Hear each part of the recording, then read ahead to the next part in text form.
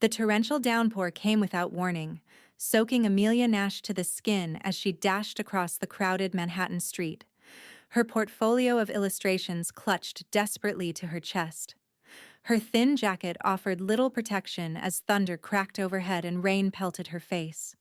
Through blurry vision, she spotted the gleaming glass doors of the Monarch, one of the most exclusive hotels in the city. Without a second thought, she darted inside, shivering as the warm air hit her drenched body. The Monarch's lobby was a masterpiece of modern luxury soaring ceilings, marble floors that gleamed like mirrors, and tasteful art pieces worth more than Amelia's annual rent. Water dripped from her clothes onto the immaculate floor as she stood awkwardly near the entrance, trying to look like she belonged while catching her breath. "Excuse me, miss. Can I help you?" A uniformed concierge approached with a polite but suspicious smile. "I'm just waiting for the rain to stop," Amelia said, clutching her portfolio tighter. She pushed a strand of wet auburn hair from her face, acutely aware of how out of place she must look in this temple of wealth. "I see." His gaze flickered to the puddle forming at her feet. "Perhaps you'd be more comfortable in the waiting area." He gestured toward plush seating arranged around a magnificent fireplace.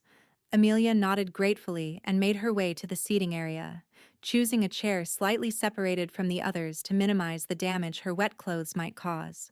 She opened her portfolio to check if her illustrations had survived the downpour, sighing with relief to find them mostly dry. These drawings represented weeks of work for a children's book publisher, her first real chance at breaking into the industry after 3 years of freelancing and bartending to make ends meet. She was so engrossed in examining her artwork that she didn't notice the tall figure approaching until a deep voice spoke. "Those are quite remarkable." Amelia looked up, startled to find a man in a perfectly tailored charcoal suit standing beside her chair. He had striking blue eyes that contrasted with his dark hair, and a face that seemed vaguely familiar, though she couldn't place it. "Thank you," she replied, instinctively closing her portfolio. "They're for a children's book." "May I?" He gestured to the empty chair beside her. "Of course." He sat with easy grace, his presence somehow making the luxurious chair look ordinary in comparison. "I'm Preston Quincy." "Amelia Nash." She extended her hand before realizing it was still damp from the rain. "Sorry, I got caught in the downpour." He shook her hand anyway, his grip warm and firm. "No need to apologize for the weather, Amelia." The way he said her name made it sound more elegant than she'd ever considered it. "Do you work here?" she asked, noting how at ease he seemed in the opulent surroundings. A flicker of amusement crossed his features. "In a manner of speaking, yes." He nodded toward her portfolio. "Are you an illustrator by profession?" "Trying to be," Amelia admitted. "I just had a meeting with Horizon Publishing about illustrating a children's book series. This would be my first major contract if they approve my samples." "And will they?" His directness caught her off guard. "I hope so. The editor seemed positive, but you never know in this industry." Preston's phone buzzed, and he glanced at it briefly. "Excuse me for a moment." He stepped away, speaking in low tones that Amelia couldn't quite catch.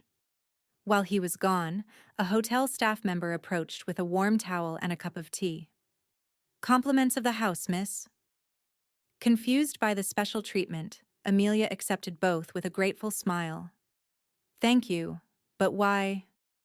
"Mr. Quincy's instructions," the staff member said simply before walking away. "Mr. Quincy?"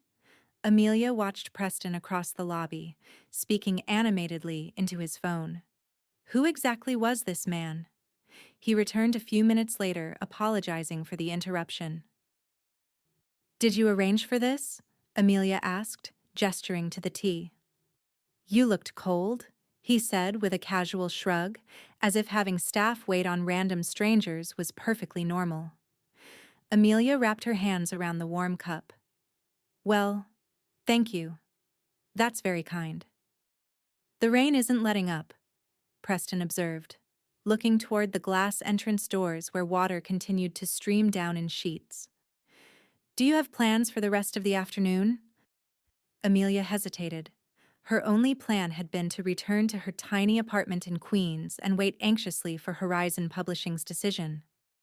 Not really, she admitted. Then perhaps you'd join me for a late lunch. The restaurant here is excellent. Here? At the Monarch? Amelia laughed nervously. I'm pretty sure a glass of water in this place costs more than my weekly grocery budget. Preston smiled, his eyes crinkling at the corners. My treat. Consider it an investment in the arts. Something about his confident yet gentle manner made Amelia feel comfortable despite their obvious differences in circumstances. Plus, the thought of a meal at the Monarch's famous restaurant was too tempting to refuse. All right, she agreed, but I should warn you, I'm not exactly dressed for fine dining. She gestured to her now dampened jeans and simple blouse.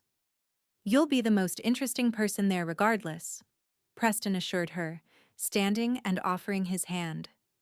Besides, I know the owner. He won't mind. The restaurant was even more intimidating than the lobby chandeliers that seemed to float above the diners. Tables spaced far apart for privacy, and waitstaff that moved with balletic precision. Amelia expected to be stopped at the entrance, but the maitre d' merely nodded respectfully at Preston and led them to what was clearly the best table in the room, overlooking the rain-washed cityscape. Mr. Quincy, your usual table. Shall I bring the usual wine selection? The maitre d' asked. That would be perfect, Thomas. Thank you. As they settled into their seats, Amelia gave Preston a questioning look. Your usual table? Just how often do you eat here? Preston smiled enigmatically. Often enough to know the menu by heart. I recommend the sea base. Amelia studied him more carefully. His watch alone probably cost more than her annual rent, and there was an easy confidence about him that came from a lifetime of privilege. Yet there was nothing condescending in his manner. What do you do, Preston? She asked directly. Besides frequenting luxury hotels? He seemed amused by her frankness. I run a company called Quincy Enterprises. We primarily handle hotel and resort development, though we've diversified into other areas in recent years. The name clicked into place in Amelia's mind. Quincy Enterprises was regularly featured in business magazines, a multi-billion-dollar corporation with properties worldwide. You're that Preston Quincy? The CEO? Guilty as charged, he acknowledged with a slight nod. And do you often rescue dripping wet strangers from your hotel lobbies? Only the talented ones. His smile was warm, genuine. Their conversation flowed effortlessly through lunch, touching on art, travel, books, and life in New York. Preston listened intently as Amelia described her journey from art school to struggling illustrator, asking thoughtful questions about her creative process. In turn, he shared stories of building his business from the ground up, inheriting a small hotel chain from his father, and transforming it into an international empire. Most people assume I was handed everything, he confided as they shared a dessert. The truth is, my father left me 3 struggling hotels and a mountain of debt. The Monarch was the first property I developed independently, after turning the others around. It's beautiful, Amelia said, looking around the restaurant. You should be proud. I am, Preston admitted. Though sometimes I miss the simpler days when I could walk through a lobby without being recognized or having people immediately change their behavior around me. Amelia could sense the loneliness beneath his words. For all his success, Preston seemed genuinely pleased to have an ordinary conversation with someone who hadn't known his net worth before meeting him. As they finished their meal, Amelia noticed the rain had finally stopped. Sunlight now streamed through the windows, casting golden light across the table. I should probably get going, she said reluctantly. Thank you for lunch. It was unexpected and wonderful. The pleasure was mine, Preston replied. He hesitated, then added, I have tickets for the gallery opening at the Metropolitan Museum tomorrow evening. Their new exhibition of children's book illustrations through the ages. Would you be interested in joining me? Amelia felt a flutter of excitement. She'd read about the exhibition but hadn't been able to afford tickets. I'd love to. Excellent. Preston pulled out a business card and wrote his personal number on the back. Text me your address, and I'll send a car around 7. As Amelia prepared to leave, Preston walked her to the hotel entrance. I hope you hear good news from the publisher, he said. Thank you. For everything. On impulse, she opened her portfolio and removed one of her illustrations, a whimsical drawing of a little girl discovering a magical door in a city alleyway. I want you to have this, as a thank you. Preston accepted the drawing with surprising reverence, studying it carefully. This is beautiful. Amelia, I'll treasure it. Outside, the city glistened in post-rain sunshine as Amelia headed toward the subway, her step lighter than it had been in months.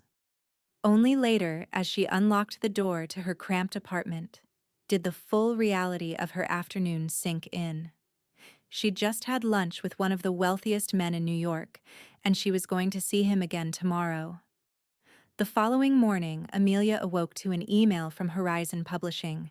They loved her illustrations and wanted to offer her a contract for not 1, but 3 books in the series. She danced around her tiny kitchen, coffee in hand, barely able to contain her excitement. When her phone rang with an unknown number, she answered breathlessly. Amelia Nash? This is Tanya Williams from Preston Quincy's office. Mr. Quincy asked me to confirm your attendance at tonight's gallery opening. Yes, I'll be there, Amelia confirmed, slightly deflated by the formal call from an assistant rather than from Preston himself. Excellent. The car will arrive at 6:45. Mr. Quincy also asked if you would be available for lunch today. He has a 2-hour break in his schedule and thought you might like to celebrate. Celebrate? Amelia echoed, confused. Your contract with Horizon Publishing? Tanya explained. Mr. Quincy received word this morning that they've accepted your work. Amelia frowned. How would he know that before I did? There was a pause on the other end of the line. I couldn't say, Miss Nash. Will you be available for lunch? Despite her confusion, Amelia agreed. An hour later, she was seated across from Preston at a charming bistro in the West Village, far more casual than the Monarch's restaurant. How did you know about Horizon? She asked as soon as they'd ordered. Preston had the grace to look slightly embarrassed. I may have made a call to the publishing house yesterday evening. You what? Not to influence their decision, he clarified quickly. Your work speaks for itself. I simply expedited their response time. Why would you do that? Because I saw how talented you are and how anxious you were about waiting for their answer. He paused. Was that overstepping? Amelia considered for a moment. A little, she admitted. But I appreciate the thought behind it. Preston nodded, accepting her response. I'll be more mindful of boundaries going forward. I'm used to things happening at a certain pace in my world. The pace of a CEO who owns half of Manhattan? Only a small percentage, actually, he corrected with a smile. And to be fair, I did genuinely want to celebrate with you. Your talent deserves recognition. Their lunch was more relaxed than Amelia expected, and by the time they parted, her initial discomfort had faded. Preston seemed to genuinely recognize his misstep, and there was something refreshing about his direct acknowledgement of it. That evening, the car arrived exactly at 6:45, a sleek black sedan, with a driver who opened the door for her with practiced courtesy. Amelia had spent the afternoon agonizing over her outfit, finally settling on a simple black dress that was the nicest thing she owned, paired with her only good pair of heels. Preston was waiting for her at the museum entrance, looking devastatingly handsome in a tailored suit. His face lit up when he saw her, a reaction that sent an unexpected thrill through her body. You look beautiful, he said simply. Thank you. This is probably the most underdressed I've ever been for a museum gala, but it's the best I could manage. Preston shook his head. You're perfect. He offered his arm. Shall we? The exhibition was even more magnificent than Amelia had anticipated. Original illustrations from classic children's books dating back centuries, displayed alongside modern masterpieces. As an artist, she was entranced, often stopping to study the techniques used by illustrators she had admired since childhood. Preston seemed to genuinely enjoy watching her enthusiasm, asking questions about the artistic elements she pointed out, and sharing his own observations. They moved through the exhibit at a leisurely pace, oblivious to the occasional stares and whispers their presence generated. Everyone's looking at you, Amelia noted quietly as they paused before a series of illustrations from the secret garden. They're looking at us, Preston corrected. You're the one who stands out in this crowd. Because I'm underdressed? Because you're authentic, he said. Everyone here is playing a part, including me most of the time. You're just you. The sincerity in his voice made Amelia's breath catch. There was something happening between them, a connection that defied the vast differences in their worlds. After the exhibition, they strolled through the museum's sculpture garden, talking until a security guard politely informed them the museum was closing. Outside, the night air was cool and clear, the city lights glimmering against the dark sky. Are you hungry? Preston asked. Starving, Amelia admitted. I know a place nearby. Nothing fancy, but the food is excellent. The restaurant turned out to be a small Italian place tucked away on a side street, with checkered tablecloths and candles stuck in old wine bottles. The owner greeted Preston by name and led them to a corner table, bringing a bottle of wine without being asked. You come here often? Amelia asked, amused by this glimpse of Preston's less formal side. My father used to bring me here when I was a boy, Preston explained. Back when we had just the 3 hotels and lived above one of them. This place reminds me of simpler times. Over pasta and wine, they shared more personal stories, Amelia, about growing up in a small town in Pennsylvania, with parents who supported her artistic dreams despite their practical concerns. Preston about the pressure of taking over the family business at 25 when his father fell ill. I wasn't ready, he admitted, but I couldn't let my father's life's work collapse. The first 2 years were a nightmare of 18-hour days and constant fear of failure. But you succeeded, Amelia pointed out. Eventually, with a lot of help and a few lucky breaks. He twirled pasta on his fork. What about you? What drives you to create? Amelia considered the question. I've always seen the world a little differently, finding magic in ordinary places. Drawing lets me share that vision with others.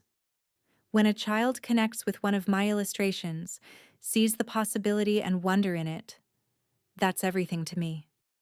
The evening ended too quickly, and soon they were standing outside Amelia's apartment building in Queens, having insisted on seeing her home despite her protests about the neighborhood being far from his usual haunts. I had a wonderful time, she said, suddenly shy. So did I. Preston hesitated, then asked, would it be too forward to ask to see you again? Amelia smiled. I'd like that. He leaned forward and placed a gentle kiss on her cheek, his lips lingering just long enough to send warmth spreading through her entire body. Good night, Amelia. Good night, Preston. Inside her apartment, Amelia leaned against the closed door, her heart racing. She was falling for Preston Quincy, CEO, billionaire, and impossibly out of her league. Yet the connection between them felt undeniably real. Over the next 2 weeks, Preston and Amelia saw each other almost daily. He took her to Broadway shows and hidden neighborhood gems alike. She introduced him to her favorite art supply store and the tiny bakery near her apartment that made the best croissants in Queens. They spent an entire Sunday afternoon in Central Park, Amelia sketching while Preston read beside her, occasionally looking up to watch her work with an expression that made her blush. On a Wednesday evening, Preston invited Amelia to dinner at the Monarch. When she arrived, instead of going to the restaurant, he led her to a private elevator. "Where are we going?" she asked as he inserted a key card and pressed the penthouse button. "My place," he answered. "I thought I'd cook for you tonight." The elevator opened directly into a stunning apartment that occupied the entire top floor of the hotel. Floor-to-ceiling windows offered panoramic views of the city, while the interior featured an artful blend of modern design and comfortable elegance. "You live here?" Amelia asked, trying not to gape. "Most of the time," Preston confirmed, leading her to the kitchen area where ingredients were already laid out on the marble countertop. "When I'm not traveling." "And you cook?" He grinned. "Don't sound so surprised. I wasn't born a CEO, you know. I spent 2 years working as a line cook to pay for business school." Amelia watched in amazement as Preston expertly prepared a delicious meal of pan-seared salmon, risotto, and roasted vegetables. They ate at a small table by the windows, the city lights providing a magical backdrop. After dinner, Preston showed her around the apartment, including a room he'd converted into an office. Mounted on the wall behind his desk was the illustration she had given him on their first day, professionally framed. "You really did treasure it," she said softly, touched by the prominent display. "Of course." Preston stepped closer to her. "Amelia, these past 2 weeks have been the happiest I can remember in years." "For me too," she admitted. He took her hands in his. "I know this has moved quickly, and our worlds are very different. But there's something between us that I've never experienced before." Amelia's heart hammered in her chest. "I feel it too." Slowly, giving her every opportunity to pull away, Preston leaned down and kissed her. Unlike the chaste kiss on the cheek from before, this was deep and passionate, igniting something within Amelia that made her cling to him, returning the kiss with equal fervor. When they finally broke apart, both breathing heavily, Preston rested his forehead against hers. "Stay with me tonight," he whispered. Amelia hesitated only briefly before nodding, knowing with absolute certainty that this was what she wanted. The morning sunlight streaming through the bedroom windows woke Amelia gently. She stretched, momentarily disoriented by the unfamiliar surroundings, before remembering where she was and who she was with. Preston's side of the bed was empty, but she could hear movement in the kitchen. Wrapping herself in his discarded shirt, she padded barefoot through the apartment to find him making coffee. Already dressed in casual pants and a simple t-shirt that somehow still looked expensive on him. "Good morning," he said, his face lighting up at the sight of her. "Coffee?" "Please." She accepted the mug he offered, their fingers brushing in the exchange. "You're up early." "Force of habit. I usually start work around 6. "On Saturdays?" "Every day." He leaned against the counter. "Though I've been known to make exceptions recently." The way he looked at her made it clear she was the exception. They shared a quiet breakfast before Preston reluctantly mentioned he had a conference call at noon that couldn't be rescheduled. Amelia used the opportunity to return to her apartment, needing some time to process the rapid evolution of their relationship. Over the next month, they fell into a comfortable rhythm. Amelia worked on her illustrations during the day, occasionally using a corner of Preston's penthouse that he'd set up as a studio space for her. Preston continued his demanding schedule running Quincy Enterprises, but made time for Amelia in ways his staff found unprecedented. They spent most nights together, alternating between his penthouse and her small apartment, which Preston navigated with good humor despite having to duck under doorways and fold his tall frame onto her second-hand furniture. One evening, as they walked hand in hand through the High Line Park, Preston seemed unusually quiet. "Everything okay?" Amelia asked, nudging him gently. "Just thinking about work," he replied. "We're finalizing plans for a new hotel in Chicago. It's a complicated project. Anything I can help with? She offered, half joking. Preston stopped walking, turning to face her with sudden intensity. Actually, yes. The hotel concept centers around creating a space that feels both luxurious and whimsical, a place where imagination meets comfort. The design team is struggling to capture that balance. That sounds amazing, Amelia said, genuinely interested. Would you consider consulting on the project? Your artistic perspective could be exactly what we need. Amelia blinked in surprise. Me? Consult on a multi-million-dollar hotel project? Why not? You have a unique vision, and your illustrations capture exactly the feeling we're trying to create. He squeezed her hand. I'm not asking because we're together. I'm asking because you're talented, Amelia. The sincerity in his eyes convinced her. I'd be happy to help. But I don't know the first thing about hotel design. You don't need to. That's what the architects and designers are for. What we need is someone who can articulate the feeling, the essence of what we're trying to create. He smiled. Just think about it. Amelia did think about it, and a week later she found herself in a conference room at Quincy Enterprises headquarters, presenting her concepts to Preston's design team. To her surprise, they listened attentively to her ideas, asking thoughtful questions and building upon her suggestions. Preston watched from the corner of the room, intervening only occasionally, but clearly pleased with how the meeting was progressing. By the end of the day, the team had incorporated several of Amelia's ideas into their plans, and she had been officially hired as a creative consultant for the project. That went well, Preston said as they left the building together. They loved you.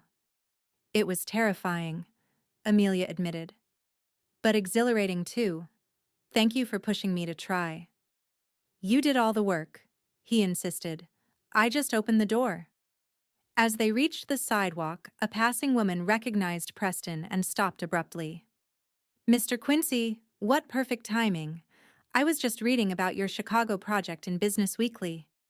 Her gaze shifted to Amelia, eyes narrowing slightly. And you are? Amelia Nash, Preston said before Amelia could answer, his hand finding the small of her back. Creative consultant for Quincy Enterprises and my partner. The word partner sent a warm flutter through Amelia's chest. It was the first time Preston had publicly acknowledged their relationship. The woman's smile tightened slightly. How lovely. Well, I won't keep you. Wonderful seeing you, Preston.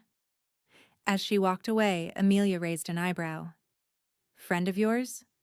Cynthia Blackwood. Her father sits on my board, Preston explained. We dated briefly about 2 years ago. Ah? Amelia tried to keep her voice neutral. She's beautiful. And she knows it, Preston said dryly. The relationship lasted exactly 3 weeks before I realized we had nothing in common except moving in the same social circles. They continued walking toward the car waiting for them at the curb. Does it bother you? Preston asked suddenly. My past? Amelia considered the question. Not your past, no. But sometimes I wonder what someone like you sees in someone like me when you could have... She gestured vaguely in the direction Cynthia had gone. That. Preston stopped walking, turning to face her fully.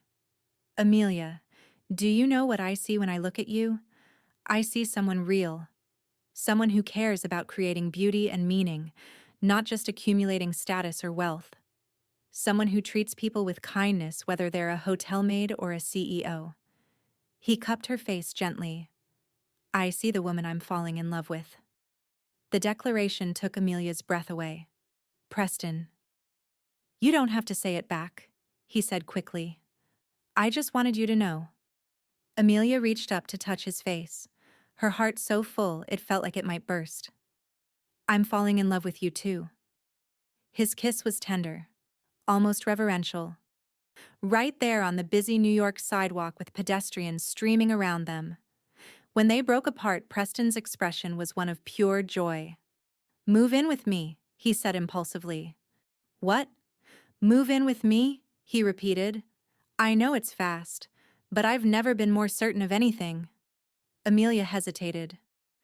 Preston, our worlds are so different. I'm not sure I belong in a penthouse at the Monarch. Then we'll find somewhere new.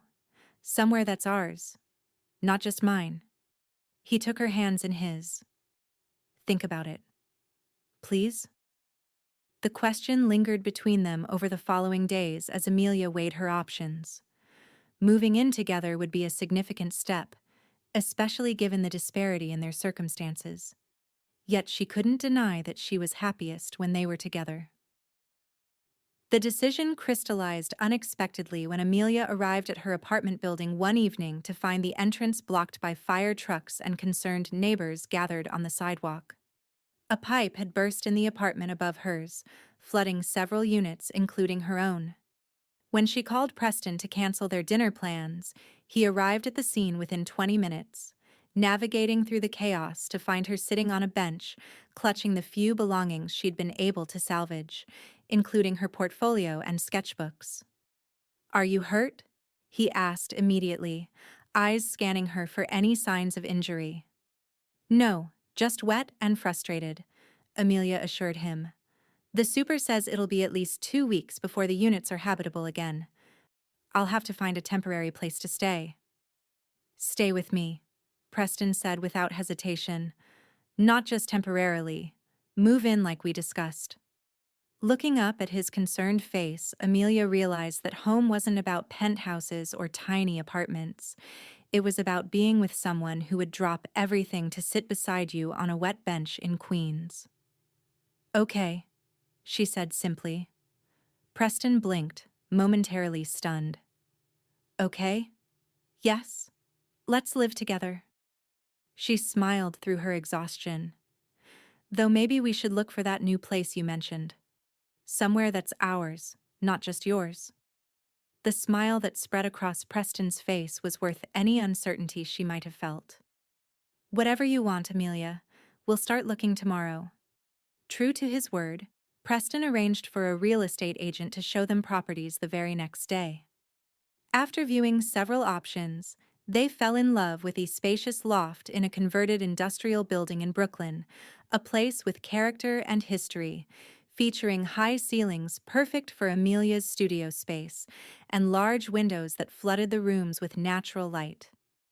It was expensive by normal standards but modest compared to Preston's penthouse. This is it, Amelia said, standing in the empty space and envisioning their life together. I agree, Preston said, watching her with evident happiness. Shall we make an offer? Within a month, they had moved into the loft, blending their possessions in a way that reflected both of their tastes. Preston's sleek, expensive furniture alongside Amelia's colorful, artistic pieces. The result was a home that felt both luxurious and lived in, with plenty of space for Amelia's growing collection of art supplies and Preston's extensive library. Living together brought new challenges as they adjusted to each other's habits and schedules. Preston rose early and often took calls at unusual hours due to international business, while Amelia sometimes worked late into the night when inspiration struck. Yet they navigated these differences with patience and humor, finding compromises that worked for both of them. 6 months into their relationship, Preston invited Amelia to accompany him on a business trip to Tokyo, where Quincy Enterprises was opening a new luxury hotel. While Preston attended meetings during the day, Amelia explored the city, filling sketchbooks with drawings of temples, gardens, and bustling street scenes. On their last night in Tokyo, Preston took her to dinner at the hotel's rooftop restaurant, which offered breathtaking views of the illuminated cityscape. After their meal, he suggested a walk in the private garden that had been designed as an exclusive retreat for hotel guests. The garden was a masterpiece of traditional Japanese design, with stone pathways winding through carefully arranged rocks and plants, soft lighting creating a magical atmosphere. They strolled hand in hand until they reached a small wooden bridge arching over a koi pond. This has been an incredible trip, Amelia said, leaning against the bridge railing to watch the fish swim beneath them. It has, Preston agreed, standing close beside her. But there's something I've been wanting to ask you. When Amelia turned to face him, she found Preston lowering himself to one knee, a small velvet box in his hand. Her breath caught in her throat as he looked up at her, his eyes filled with emotion. Amelia Nash, you walked into my hotel lobby on a rainy day and turned my world upside down in the best possible way. You've brought color and joy and authenticity into my life that I didn't even know I was missing. He opened the box to reveal a stunning ring with a central diamond surrounded by smaller sapphires. I love you more than I thought possible, and I want to spend the rest of my life with you. Will you marry me? Tears welled in Amelia's eyes as she nodded, her voice momentarily deserting her. Finally, she managed to whisper, "Yes. Yes, I'll marry you." Preston slipped the ring onto her finger and stood to pull her into a passionate kiss, both of them laughing and crying at the same time. In that moment, the vast differences in their backgrounds seemed to disappear entirely, leaving only two people deeply in love and committed to building a life together. The news of their engagement spread quickly through Preston's business circles and Amelia's growing network in the publishing world. Most reactions were positive, though Amelia occasionally caught whispers questioning her motives or suggesting she was merely Preston's latest infatuation. These doubts were put to the test when an unflattering article appeared in a gossip magazine, insinuating that Amelia was a gold digger who had orchestrated their meeting at the Monarch. The piece featured quotes from anonymous sources close to Preston, who claimed he was being taken advantage of by an opportunistic artist. Preston was furious when he saw the article, immediately calling his legal team to demand a retraction. Amelia, however, was more hurt than angry, particularly by the suggestion that their entire relationship was based on her financial ambitions. "Maybe we should postpone the wedding," she suggested quietly one evening as they sat in their loft, the offending magazine lying on the coffee table between them. "Give people time to see that this is real." "Absolutely not," Preston said firmly. "I won't let some tabloid hack dictate our happiness. Besides, delaying would only give credence to their ridiculous claims." "But what if some of your friends believe it? Or your business associates?" Preston took her hands in his. "Anyone who matters knows the truth, and anyone who would believe that garbage doesn't know either of us." He squeezed her fingers gently. "Unless you're having doubts? About marrying you? Never." Amelia sighed. "I just hate the thought of causing problems for you." "You're not the problem, Amelia. The problem is a society that can't believe a wealthy man might fall in love with a woman for who she is, rather than her bank account or social connections." He lifted her chin so she met his gaze. "I fell in love with you because you're talented, kind, genuine, and the most beautiful woman I've ever known inside and out. Nothing anyone says can change that." His unwavering support strengthened Amelia's resolve, and together they proceeded with their wedding plans, choosing to have a relatively small ceremony at a historic botanic garden in New York. Despite Preston's wealth, they opted for an intimate gathering rather than an ostentatious display, inviting only close friends and family. 3 months before the wedding, Amelia received exciting news: the children's book series she had illustrated was being nominated for a prestigious award. The recognition came with an invitation to a gala ceremony in Los Angeles, scheduled for the weekend before their wedding. "You have to go," Preston insisted when she showed him the invitation. "But there's so much to do for the wedding," Amelia protested. "And you have that board meeting in London the same week. We'd barely make it back in time for the rehearsal dinner." "Then we'll make it work," Preston said simply. "This is your career, Amelia. It's important." His support touched her deeply, and together they rearranged their schedules to accommodate both the award ceremony and Preston's business obligations. Preston cut his London trip short to meet Amelia in Los Angeles, arriving just hours before the gala began. At the ceremony, Amelia was stunned when her name was announced as the winner. As she made her acceptance speech, she spotted Preston in the audience, his face alight with pride. In that moment, she realized how truly fortunate she was to have found someone who celebrated her success as enthusiastically as his own. The week of their wedding arrived with perfect early autumn weather, crisp, clear days with trees beginning to turn golden in the botanical garden they had chosen as their venue. Preston's parents, long divorced but amicable, arrived from different parts of the country, while Amelia's parents drove in from Pennsylvania, slightly overwhelmed by the elegant hotel accommodations Preston had arranged for them. On the night before the wedding, after the rehearsal dinner, Amelia and Preston took a quiet walk through the garden, stealing a moment alone amid the whirlwind of preparations. "Nervous?" Preston asked, his arm around her shoulders. "A little," Amelia admitted, "but not about marrying you. Just about standing in front of all those people tomorrow." "Just focus on me," he suggested. "Pretend it's just the two of us. Like that rainy day at the Monarch? When you rescued me from the lobby?" Preston laughed. "I didn't rescue you. You were doing just fine on your own. I merely provided a towel and some lunch. And changed my life in the process," Amelia added softly.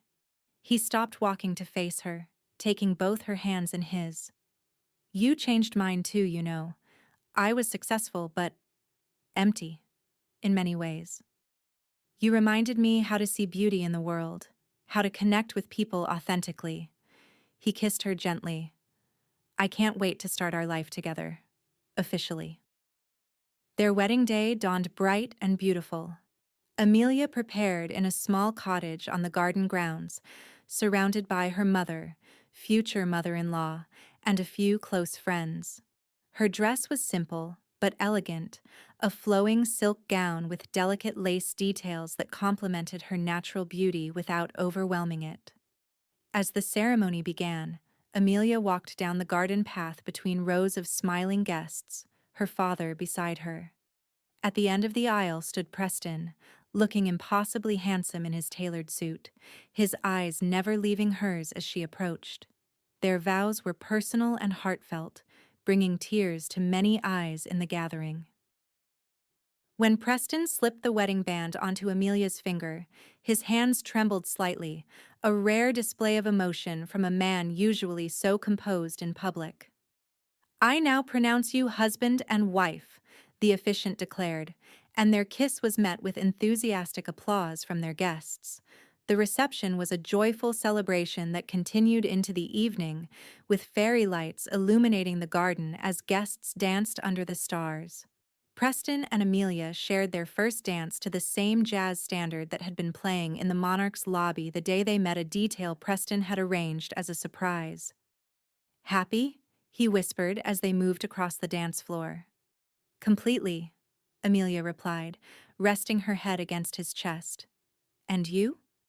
"More than I ever thought possible."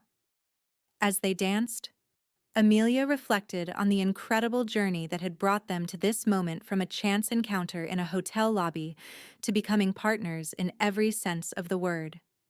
Their worlds had seemed so far apart on that rainy day, yet here they were, beginning a shared life that somehow bridged the gap perfectly. The following morning, they departed for their honeymoon, a 3-week tour of Italy that combined Preston's love of history with Amelia's passion for art. They explored ancient ruins in Rome, wandered through world-class galleries in Florence, and lost themselves in the romantic canals of Venice. In a small coastal town on the Amalfi Coast, they stumbled upon a local art festival where Amelia fell in love with the work of an elderly painter whose seascapes captured the Mediterranean light with extraordinary skill. To her surprise, Preston arranged for the artist to give Amelia a private lesson, resulting in an afternoon they both treasured, Amelia learning techniques that enriched her own work, while Preston sketched them both, revealing a hidden talent that delighted his new wife. When they returned to New York, they settled into married life with the ease of two people who truly complemented each other. Amelia's career continued to flourish, with her children's book series gaining international recognition and leading to new opportunities in illustration. Preston remained dedicated to Quincy Enterprises, but made significant changes to his work schedule, delegating more responsibilities to his executive team to ensure he had time for their personal life. Together, they established a foundation that supported arts education in underserved communities, combining Preston's business acumen with Amelia's creative vision. The foundation quickly became known for its innovative programs that brought artists into schools and provided scholarships for promising young talents who couldn't afford formal training. A year into their marriage, they faced their first serious challenge when Preston's company encountered legal troubles related to a development project that had begun before he met Amelia. The stress took a toll on him, and for a time, he withdrew emotionally, spending long hours at the office and bringing his worries home when he did return. Amelia struggled to reach him during this period, uncertain how to break through the wall he had erected. Finally, she confronted him one evening, refusing to let him retreat to his home office after another silent dinner.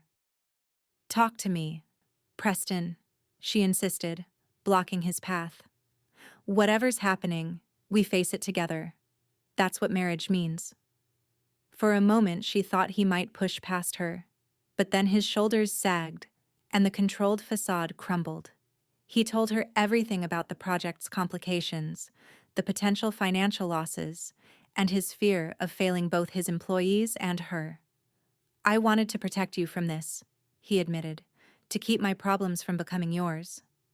"They became mine the day I married you," Amelia said gently. "For better or worse, remember?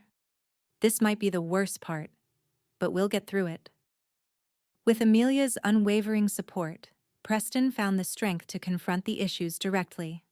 They spent nights strategizing at their dining table, Amelia's fresh perspective often providing insights that Preston and his legal team had overlooked. Ultimately, they reached a settlement that, while costly, saved the company from more devastating consequences and preserved its reputation.